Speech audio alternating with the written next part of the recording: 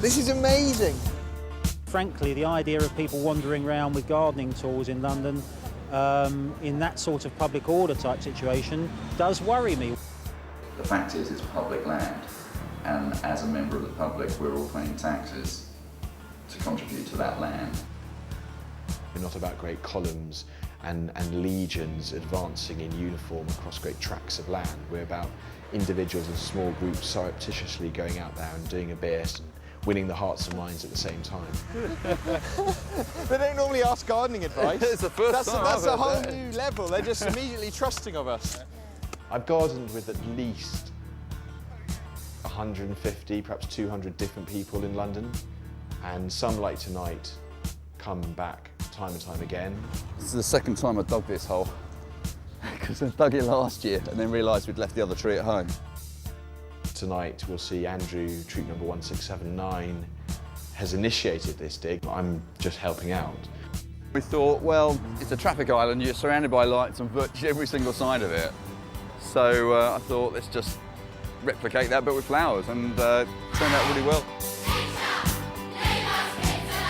I started Guerrilla Gardening because here I am in the 10th floor of a 1960s tower block, and I'm not even allowed to plant on the windowsills.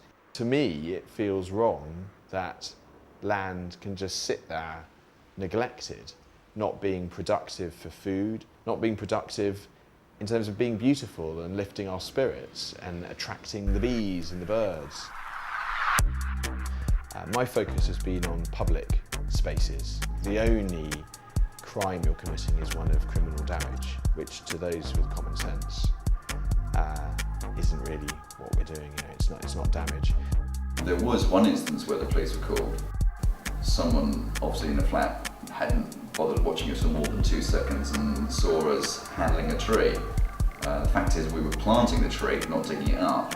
I plant trees all over the place, and this is a good outlet to try and get some in the city somewhere.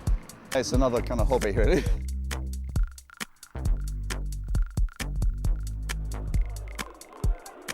I had no involvement in that, and frankly I think it was a load of nonsense. It wasn't gardening. This was about a temporary, carbon-friendly act of graffiti. They put in a pond and distributed some lion dung and a gnome, I think. It was never going to survive. Even the Chelsea Flower Show's up for longer than that, and that's not really gardening either, it's a publicity stunt. The thing that unites virtually every guerrilla gardener is a sense of mischief. Anyway, we're being filmed. We must not be sharing these reports. It's so heavy.